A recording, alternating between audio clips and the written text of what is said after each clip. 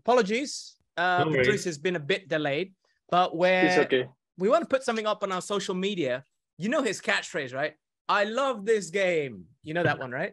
Yeah. Can you try to maybe do your best Patrice Evra impression saying that? Raj, do you want to go first? You look really eager to go. Well, I love this game. Whoa, not bad. Satish, it's your turn, buddy. I love this game. One more time. We need a little bit more heart in it. Come on, one more. I love this game. That was better. I think I'm going to ask one of my producers if you could be the judge of this. We're going to put this up on social media. Could you switch your camera on, please? Then this person will be the judge. He heard every word. Hello, guys. Hi, Patrice. You good? Good. Yeah. It's an honor to meet you. You good? Yeah, I'm still alive. That's the most important.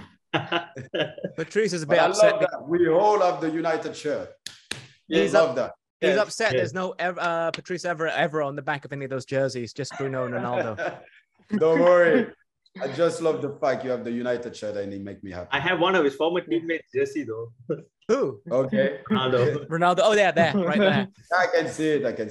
But Adam, I have to say, I heard both of you made it my interpretation. And to be fair, Raj was the best. Yeah. Okay, thank you. Good. Satish, Yeah, because Sadiva was a little bit shy, but the second one was good. Anyway, when you say I love this game, you have to say it with your chest. It's about loving your life, Too. passion. Yes. you know what? Yes, I true. think this will be a good chance to give Raj a reward because both of you have prepared some questions. So it's going to be 3 each. Your reward, Raj, is you get to ask your question first to Patrice. So I'm just going to figuratively pass the mic over to you. Hi, Patrice. Hi, Raj. I'm Raj. I'm coming on behalf of Jom United. We are a local Malaysian YouTube Manchester United fan club. We are quite active on YouTube. The catchphrase is dengan bangganya buatan Malaysia. So my first question to you is, besides playing as a left back, what is your favorite position in football besides being a left back? But Raj, I start as a striker. We were playing 4-3-3. I was the one on the left side. I also, when I was a kid, playing number 10. So it's really difficult because as a left back, I was able to attack so much. Then I didn't miss like playing as a striker. But I think my favorite position will be playing as a number 10. Number 10. Nice. Good answer. Nice. Satish, what's your question? Your first question today, sir. Hi, Patrice. My name is Satish. Okay, my Satish. first question would be, okay, as a former defender, how important is it? Because there's a lot of criticism around the signing of Lisandro, who is currently the shortest centre back playing under Premier League. So, do you think this physical attribute can impact the player's game? I will say, Satisha, when I start playing football and people were like, you're too small, it depends on your ability to jump. But don't get me wrong, in Premier League, that's what they will target. They like to target like small player. And it's funny because they try to do the same with me. And I remember when I was playing against Bolton back in the time and Stoke against Peter Crouch, but they didn't know I can jump like a kangaroo. So every time the goalkeeper, when he had a free kick, he was like kicking on my side, but I was winning the ball every time. So I was like frustrate Peter Crouch, frustrate Kevin Davids.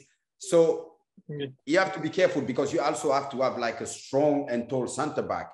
And if you have the left back also is short and the center back, I'm definitely sure like all the team, they will target, if Luke Shaw play with Martinez or Luke Shaw or Malanga play with Martinez.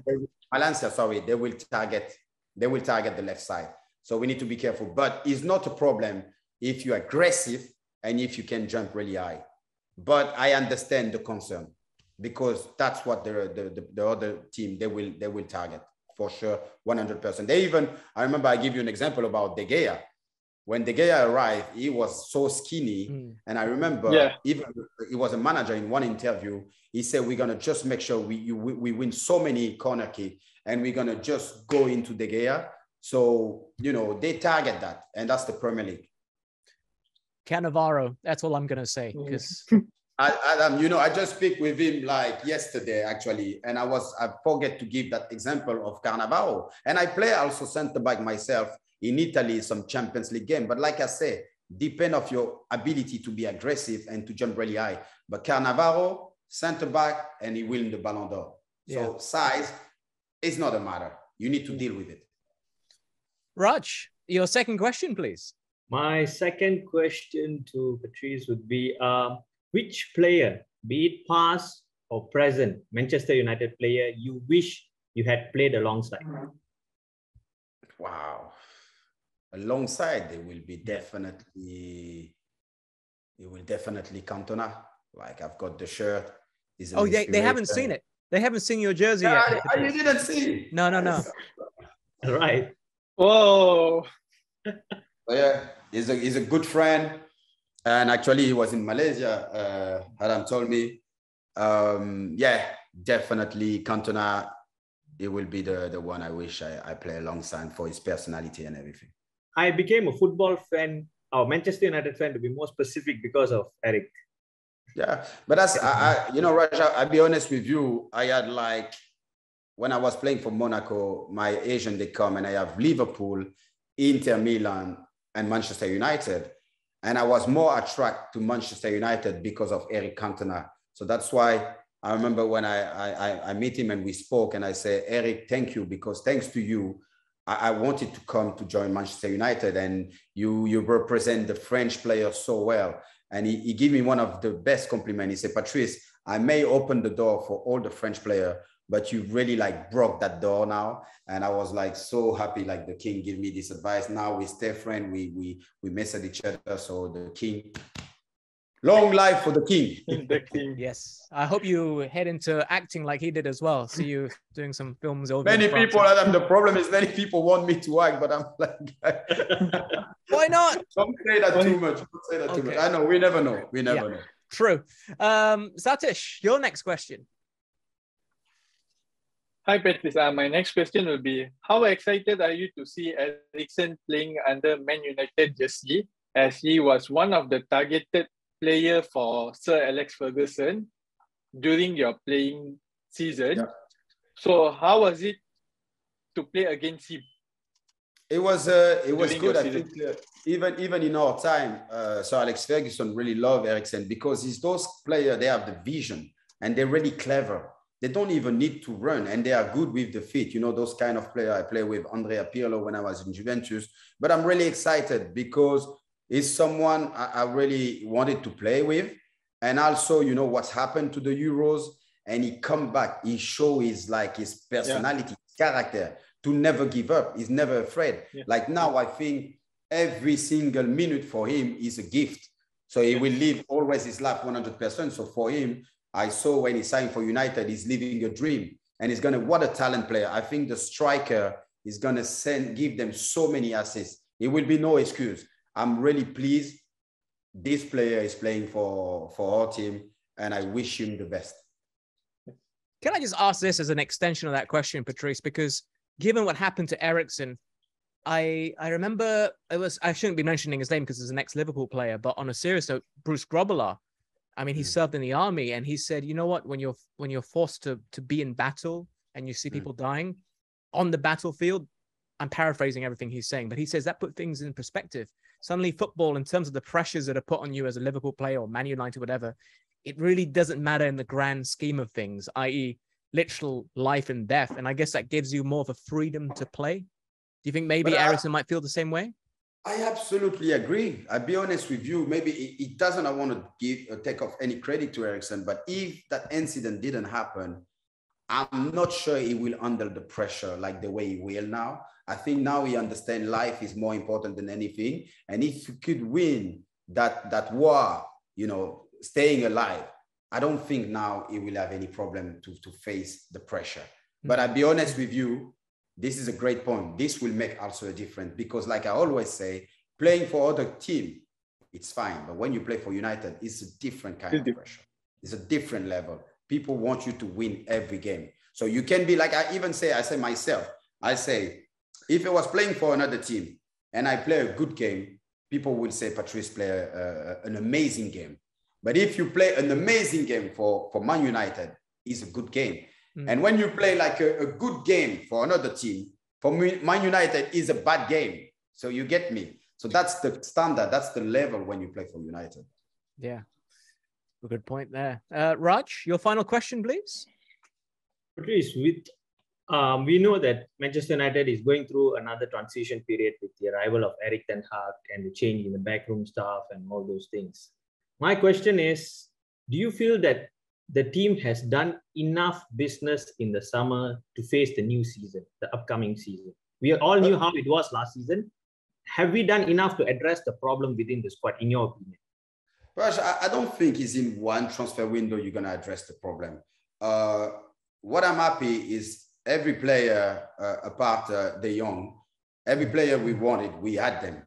But even last year, like I remember the fans, they were excited in the transfer window when we get Sancho, Varane. So now I don't understand why the United player, they're judging our season just because of the transfer window. Now we have a new CEO, Ed Woodward left. Now it's Richard Arnold. What I give a lot of credit to Richard Arnold now, we had a manager ready quickly. We got the player we want for the preseason.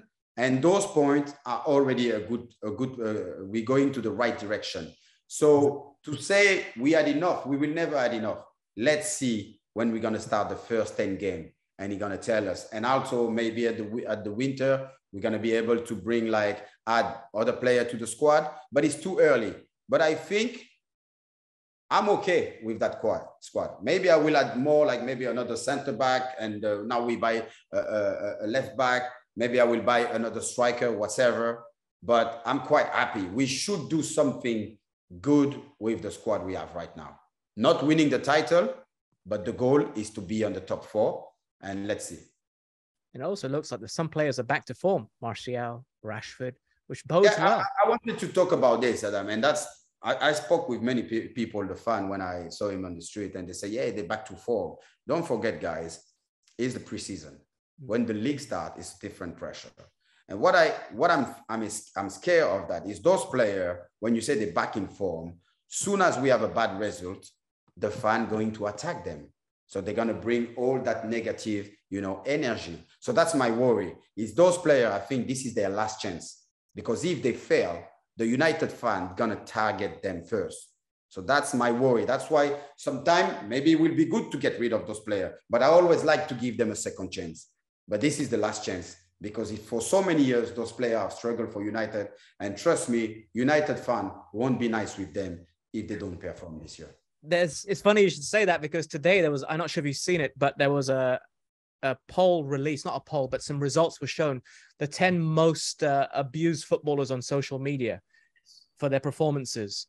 Harry Maguire, Ronaldo. I think 4 of the top 10 were all Manchester United players. Paul Pogba last season. 8, Adam. Pun? It was 8 players, yeah. 7 or 8 on all of Twitter, Patrice, were Manchester United players. Now, that is the scrutiny that a United player gets. Oh, they get, because we are famous, because also, we are one of the best clubs in the world. And also because we hurt people for so many years, then now it's their turn to laugh at us. So I'm not surprised. That's what I mean, Adam. That's the problem, is like those players still at the club and people are just waiting for them to fail and to destroy them. I'm not surprised. I should be surprised. Wow, 8 players, but I'm not surprised. And also, those people also are coward.